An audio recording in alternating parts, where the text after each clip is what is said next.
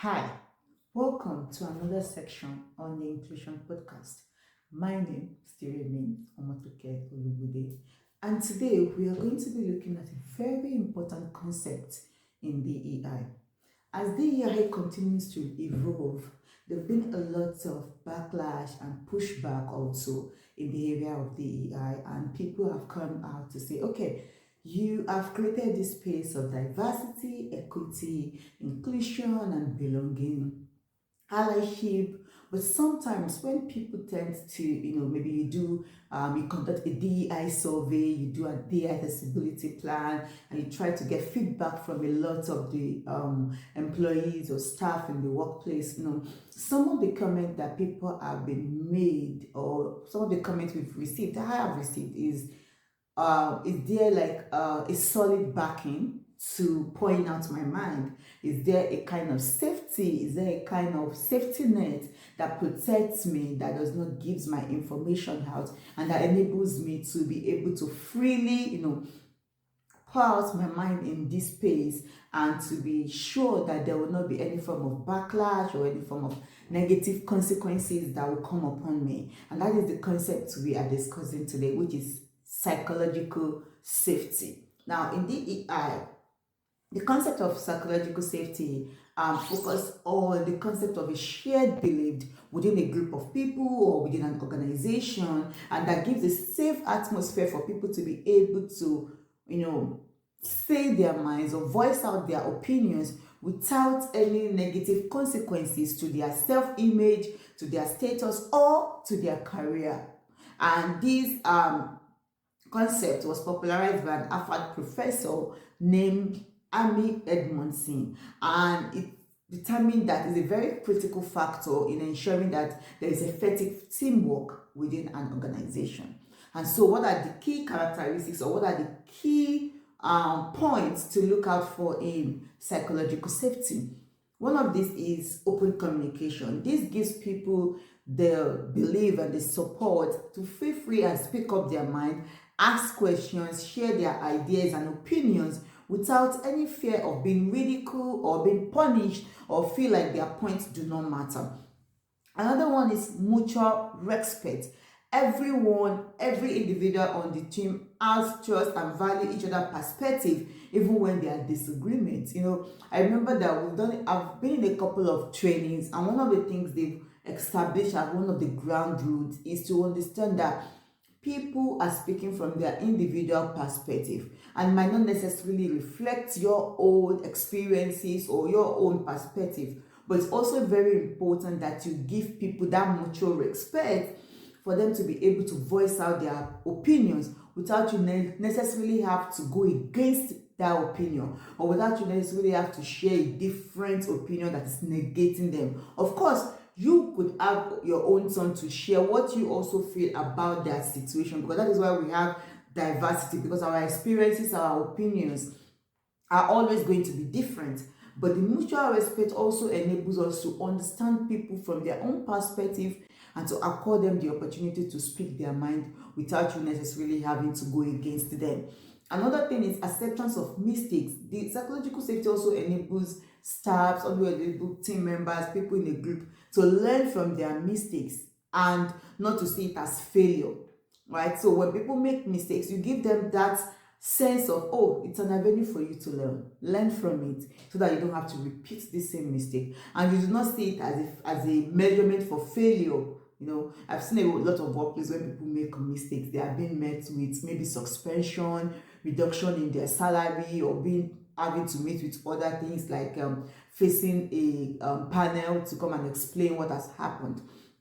I think another thing that psychological safety helps to do is to help people to see this as a form of learning platform. Yeah, you've made a mistake, but see it from the point of learning from it and being better. And this will foster a culture of growth within the workplace.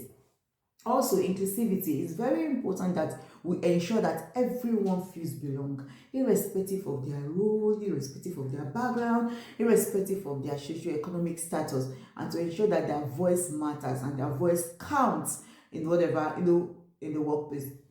Be it the workplace cleaner, be it the janitor, be it the security, ensuring that their voice matter and being inclusive is very important.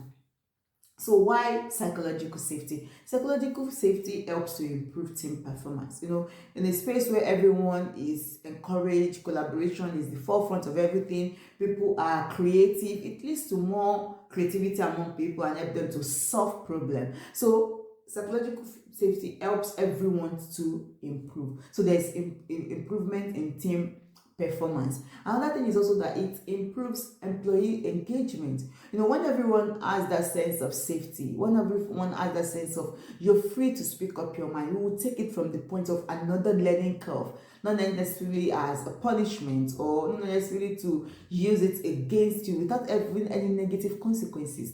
It helps people to be able to be engaged in the workplace, be able to participate more, maybe in whatever activities that is of workplace is organizing. It helps people to be actively involved in it, and it also boosts the well-being of the employees, because when people are coming into the workplace and they understand that this is a safe space for me, this is a place to speak up my mind, this is a place to know that my voice matter and whatever I'm saying counts, it also boosts people's well-being and reduces the stress, the anxiety, the burnout by creating a supportive environment. And what are the ways which can also foster psychological safety in the workplace? Vulnerability.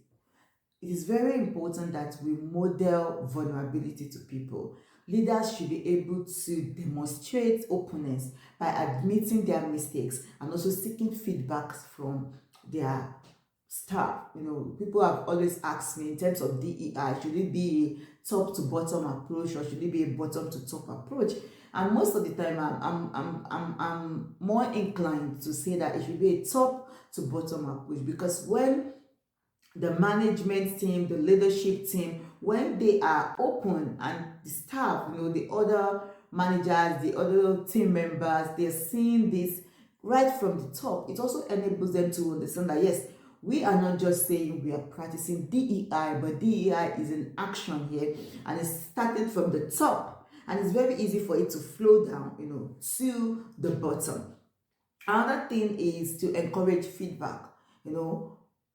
I've done a lot of surveys sometimes that you ask people to speak up their mind, but then people find it difficult to say this because they feel they have the effect that the negative consequences might outweigh the positive impact that it tends to mean. So it's very important that we create a mechanism for honest and constructive feedback within the workplace.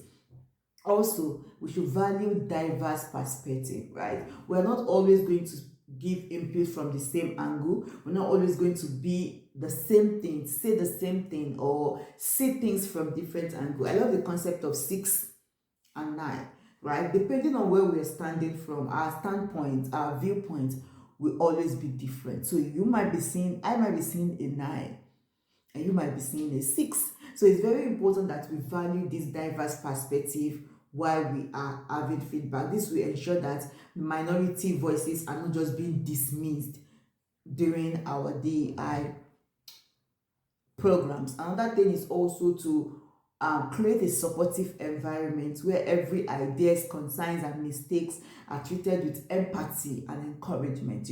When people have ideas or when people raise concerns, they should be met with empathy and encouragement. And then the next steps could be, okay, what else can we do? And remember, mistakes are supposed to be treated as a learning opportunity, not as consequences for doing something wrong. And also, it is very important that we establish clear norms.